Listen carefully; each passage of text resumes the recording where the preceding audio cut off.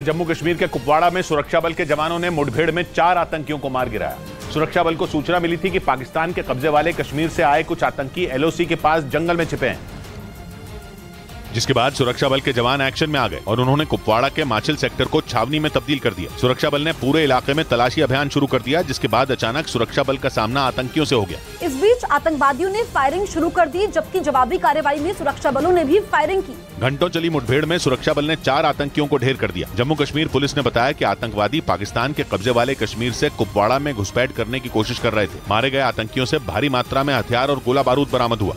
उधर गुजरात के पोरबंदर से हैरान कर देने वाला एक वीडियो सामने आया, जहां एक महिला की तरफ से बार बार आरटीआई दाखिल करने से परेशान होकर एक अधिकारी ने उसे थप्पड़ जड़ दिया। पुलिस ने बताया कि वो महिला एक मामले में अर्जी लेकर पोरबंदर की जिला खेल अधिकारी के पास पहुंची थी।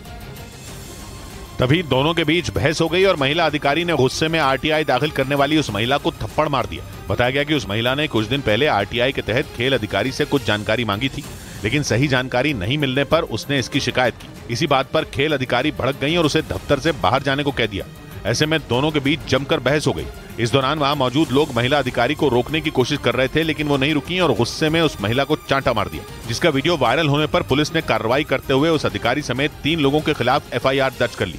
इधर मध्य प्रदेश की राजधानी भोपाल में पूर्व मुख्यमंत्री कमलनाथ के कुछ पोस्टर लगा दिए गए, जिन पर वहां विवाद खड़ा हो गया, क्योंकि उन पोस्टरों पर कमलनाथ की तस्वीर के साथ उनका नाम करप्शन नाथ लिखा नजर आया और इन पोस्टरों के जरिए मध्य प्रदेश के कांग्रेस अध्यक्ष कमलनाथ को वांटेड बताया गया। साथ ही इन पोस्टरों में एक क्यूआर कोड भी नजर आया। बताया गया कि उस क्यूआर कोड को स्कैन करते ही कमलनाथ के कार्यकाल के दौरान हुए घोटालों की एक लिस्ट सामने आई। इन पोस्टर में कहा गया कि उस सरकार के दौरान जो घोटाले किए गए, उन घोटालों के बारे में इसमें पता चलेगा। कांग्रेस ने आरोप लगाया कि भोपाल में ये पोस्टर बीजेपी के नेताओं ने लगवाए। नेता इसके खिलाफ एफआईआर लिखवाने थाने पहुंच गए। भारतीय जनता पार्टी के किसी कार्यकर्ता द्वारा किसी बड़े नेता की साजिश पर की गई है। दूसरी तरफ बीजेपी ने इसे कांग्रेस की अंदरूनी लड़ाई बताया और ये दावा किया कि इन पोस्टरों से उसका कोई लेना देना नहीं है।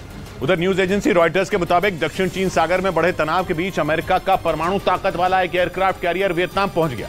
सीमा विवाद को लेकर चीन के साथ बिगड़ते रिश्तों के बीच वियतनाम लगातार अमेरिका से दोस्ती बढ़ाने में जुटा है और इसी का नतीजा रहा कि अमेरिका ने अपने परमाणु ताकत वाले एयरक्राफ्ट कैरियर रोनाल्ड रेगन को वियतनाम भेज दिया और चीन को सीधी चुनौती दे डाली, क्योंकि चीन लंबे वक्त से दक्षिण चीन सागर को अपनी जागीर समझता है और उसे इस इलाके में किसी का भी दखल बर्दाश्त नहीं। इसी वजह से उसने एक साथ कई देशों को अपना दुश्मन बना लिया, जिनमें वियतनाम, फिलीपींस, मलेशिया, जापान और ब्रुनई जैसे देश शामिल हैं। लेकिन अमेरिका ने वियतनाम में अपना एयरक्राफ्ट कैरियर भेजकर चीन को यह साफ संदेश दे दिया कि दक्षिण चीन सागर उसकी जागीर नहीं। इस बीच चीन के राष्ट्रपति शी जिनपिंग को तानाशाह कहने के 2 दिन बाद ही अमेरिका के राष्ट्रपति जो बाइडेन के सुर बदल गए। पश्चिमी मीडिया के मुताबिक उन्होंने जल्द ही शी जिनपिंग से मुलाकात की उम्मीद जताई और उस मामले को गलतफहमी का नतीजा करार दिया, जिस पर अमेरिका और चीन में ठन गई थी। पश्चिमी मीडिया ने दावा किया कि 2 दिन पहले जो बाइडेन चीन पर भड़क गए थे और उन्होंने फरवरी में हुई एक घटना पर जमकर अपनी भड़ास भी निकाली, जब अमेरिका के आसमान में संदिग्ध गुब्बारे दिखने की घटना सामने आई थी, जिस पर बाइडेन ने चीन को घेरते हुए उनके देश की जासूसी करने का आरोप लगाया। पश्चिमी मीडिया के मुताबिक अमेरिका के राष्ट्रपति जो बाइडेन ने चीन के राष्ट्रपति शी जिनपिंग को तानाशाह करार दिया था, लेकिन 2 दिन बाद ही उनके सुर बदल गए। पश्चिमी मीडिया के मुताबिक अब उन्होंने अपना एक बयान जारी कर शी जिनपिंग से मुलाकात की उम्मीद जताई। वहीं चीन के साथ चल रहे तनाव के बीच फिलीपींस की वायुसेना और नौसेना ने एक साथ अभ्यास किया। दक्षिण चीन सागर में फिलीपींस की सेना के अभ्यास को शक्ति प्रदर्शन की तरह देखा गया, जिसकी बड़ी वजह है इस अभ्यास की टाइमिंग। यह अभ्यास ऐसे वक्त में हुआ जब चीन की फौज दक्षिण चीन सागर में आक्रामक है। पिछले हफ्ते ही फिलीपींस की सेना ने अमेरिका के साथ मिलकर एक अभ्यास किया था। चीन ने दोनों देशों की सेनाओं के अभ्यास को शांति बिगाड़ने वाला तक कह दिया था। ऐसे में फिलीपींस की फौज ने चीन की चेतावनी को नजरअंदाज करते हुए एक नया अभ्यास छेड़ दिया। इस दौरान फिलीपींस की वायुसेना और नौसेना ने मिलकर समुद्र के बीच ऑपरेशन करने का अभ्यास किया। फिलीपींस की फौज के कई घातक जहाज और फाइटर जेट इस अभ्यास में शामिल हुए। इस बीच अमेरिका ने दावा किया कि आर्थिक संकट से ध्यान भटकाने के लिए चीन ताइवान के खिलाफ बड़े युद्ध की शुरुआत कर सकता है। अमेरिका के मीडिया में छपी रिपोर्ट के मुताबिक चीन की आर्थिक हालत बिगड़ती जा रही है। जनता का ध्यान भटकाने के लिए चीन के राष्ट्रपति शी जिनपिंग जल्द ही ताइवान पर हमला कर सकते हैं। मतलब यह कि चीन के आर्थिक संकट ने ताइवान के लिए खतरे की घंटी बजा दी। अमेरिकी मीडिया में छपी रिपोर्ट में दावा किया गया कि शी जिनपिंग के तीसरे कार्यकाल के दौरान चीन की आर्थिक विकास दर धीमी हो गई और कर्ज का बोझ बढ़ता गया। रिपोर्ट में दावा किया गया कि आर्थिक संकट से लोगों का ध्यान भटकाने के लिए शी जिनपिंग राष्ट्रवाद के मुद्दे को हथियार बना सकते हैं और ताइवान पर हमला कर सकते हैं, क्योंकि चीन ताइवान को अपना हिस्सा मानता है और हर वक्त उस पर कब्जे की फिराक में रहता है। हालांकि ताइवान पर हमला करना चीन के लिए इतना आसान भी नहीं रहने वाला, क्योंकि ताइवान के आगे अमेरिका जैसा सुपर पावर देश ढाल की तरह खड़ा है, जिसने दक्षिण चीन सागर में जिनपिंग की दादागिरी पर काफी हद तक नकेल कसी हुई है। इधर उत्तर प्रदेश के बरेली में बिजली विभाग के 2 अधिकारी आपस में भिड़ गए और दोनों के बीच जमकर मारपीट हुई। आरोप लगा कि साबिर खान नाम का जूनियर इंजीनियर सरकारी दस्तावेज के बदले रिश्वत लेना चाहता था, लेकिन अमित सक्सेना नाम के असिस्टेंट इंजीनियर ने इसका विरोध किया, जिसके बाद दोनों में हाथापाई शुरू हो गई और थोड़ी देर में मामला गाली गलौज और मारपीट तक पहुंच गया।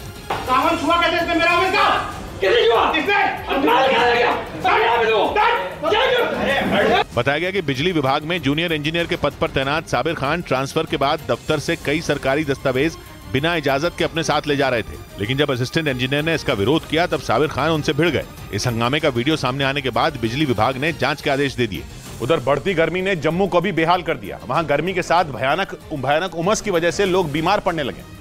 घर से बाहर निकलना खतरे से खाली नहीं, लेकिन घर के अंदर भी लोगों को राहत नहीं मिल पा रही, क्योंकि बिजली भी कट रही है, जिसकी वजह से हाल ये हो गया कि कुछ लोग अपने घरों से निकलकर पेड़ों की छांव के नीचे पनाह लिए नजर आए। इतनी गर्मी की भीड़ से भरे रहने वाले बाजार तक सुनसान दिखे, दुकानों के शटर गिरे नजर आए। जो लोग मजबूरी में बाहर निकले भी उन्हें भी प्यास ने परेशान कर दिया, और कुछ लोगों के लिए तो कड़ी धूप में छाते के बिना चलना ही नामुमकिन नजर आया।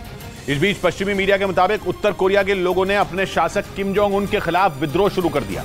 दावा किया गया कि उत्तर कोरिया भयंकर आर्थिक संकट और भुखमरी की ओर बढ़ रहा है, लेकिन इसी बीच किम जोंग उन अमेरिका और दक्षिण कोरिया को लगातार युद्ध के लिए उकसा रहे हैं और देश की बिगड़ती अर्थव्यवस्था पर ध्यान देने के बजाय अपने मिसाइल परीक्षणों पर मोटी रकम खर्च कर रहे हैं। पश्चिमी मीडिया के मुताबिक इसी वजह से उत्तर कोरिया के लोग अपने शासक से बेहद नाराज हैं, क्योंकि उन्हें डर है कि उत्तर कोरिया को एक बार फिर साल 1994 में आए अकाल जैसे हालात का सामना करना पड़ सकता है। 1994 से 1998 के बीच उत्तर कोरिया में भूख और बीमारियों की वजह से 3 लाख से ज्यादा लोगों की मौत हो गई थी। दावा किया गया कि उत्तर कोरिया के लोग देश में एक बार फिर वैसी ही त्रासदी नहीं देखना चाहते, इसीलिए लोगों ने किम जोंग उन के खिलाफ विद्रोह शुरू कर दिया।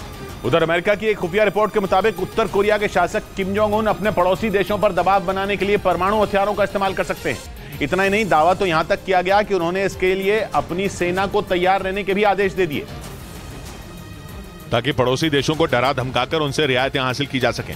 अमेरिका की इस खुफिया रिपोर्ट में सबसे ज्यादा खतरा उत्तर कोरिया के कट्टर दुश्मन दक्षिण कोरिया के लिए बताया गया, क्योंकि रिपोर्ट के मुताबिक किम जोंग उन दक्षिण कोरिया पर कब्जे का इरादा रखते हैं। हालांकि किम को यह भी मालूम है कि अगर उन्होंने दक्षिण कोरिया पर हमला किया तो उसका साथी अमेरिका जरूर बीच में आएगा, लेकिन रिपोर्ट के मुताबिक किम जोंग उन अमेरिका को ब्लैकमेल करने के लिए भी अपने परमाणु हथियारों का सहारा ले सकते हैं। इधर न्यूज एजेंसी रॉयटर्स के मुताबिक उत्तर कोरिया से परमाणु खतरे के बीच दक्षिण कोरिया ने वियतनाम से हाथ मिला लिया। वियतनाम को कभी उत्तर कोरिया के सबसे करीबी देशों में माना जाता था, लेकिन अब वो दक्षिण कोरिया के पाले में आ गया, क्योंकि दक्षिण कोरिया वियतनाम का सबसे बड़ा विदेशी निवेशक बन चुका है। यानी दक्षिण कोरिया से दूरी बनाना वियतनाम के लिए भी मुश्किलें खड़ी कर सकता है। दावा किया गया कि इसीलिए उसने किम जोंग उन से किनारा करते हुए दक्षिण कोरिया का दामन थाम लिया। वियतनाम के दौरे पर पहुंचे दक्षिण कोरिया के राष्ट्रपति ने वहां कई समझौतों पर मोहर लगाई, जिनमें दोनों देशों के बीच उत्तर कोरिया के खतरे से निपटने के लिए सुरक्षा सहयोग बढ़ाने पर सहमति बनी। उधर यूरेशियन टाइम्स नाम की वेबसाइट के मुताबिक किम जोंग उन को जवाब देने के लिए जल्द ही दक्षिण कोरिया को अमेरिका का सबसे घातक एयर डिफेंस सिस्टम मिल जाएगा, जो हवा में करीब 150 किलोमीटर की ऊंचाई पर मौजूद दुश्मन का पता लगा सकता है और उसे ढूंढकर पलक झपकते ही तबाह कर सकता है। यूरेशियन टाइम्स की रिपोर्ट के मुताबिक दक्षिण कोरिया ने अमेरिका के साथ थार्ड यानी terminal high altitude area defence missile launcher के लिए समझौता किया, जिसका रडार 150 किलोमीटर की ऊंचाई पर मौजूद बैलिस्टिक मिसाइल का पता लगा सकता है। इस घातक एयर डिफेंस सिस्टम को बैलिस्टिक मिसाइलों का काल माना जाता है। ऐसे में किम जोंग उन की मिसाइलों को ढेर करने में थर्ड एयर डिफेंस सिस्टम दक्षिण कोरिया के लिए बेहद अहम भूमिका निभा सकता है। इस बीच दिल्ली पुलिस के सूत्रों ने गैंगस्टर लॉरेंस बिश्नोई के भाई अनमोल बिश्नोई का धमकी देते हुए एक ऑडियो मिलने का दावा किया। आरोप है कि पिछले महीने अनमोल बिश्नोई ने एक ऑडियो मैसेज भेजकर दिल्ली के एक कारोबारी से 5 करोड़ रुपए की फिरौती मांगी थी और पैसे नहीं देने पर उसे अंजाम भुगतने की धमकी भी दी थी। खुफिया एजेंसियों के सूत्रों के मुताबिक लॉरेंस बिश्नोई का भाई अनमोल बिश्नोई अमेरिका के कैलिफोर्निया में छिपा है और वो वहीं से दिल्ली और पंजाब के कारोबारियों से अवैध वसूली करने में जुटा है। आरोप है कि उसने पिछले महीने दिल्ली के रहने वाले एक कारोबारी से 5 करोड़ की फिरौती मांगी थी। पुलिस सूत्रों का दावा है कि धमकी देने के लिए उसने बाकायदा एक वॉइस नोट भी भेजा। फोन उठा ले, उसमें तेरा फायदा रहेगा, नहीं तो अपना भी नुकसान कराएगा और अपने लड़के का भी नुकसान कराएगा। इस मामले में दिल्ली पुलिस ने कुछ बदमाशों को गिरफ्तार भी किया था। आरोप है कि उन बदमाशों ने अनमोल बिश्नोई के इशारे पर कारोबारी को डराने के लिए उसके घर पर फायरिंग भी की थी।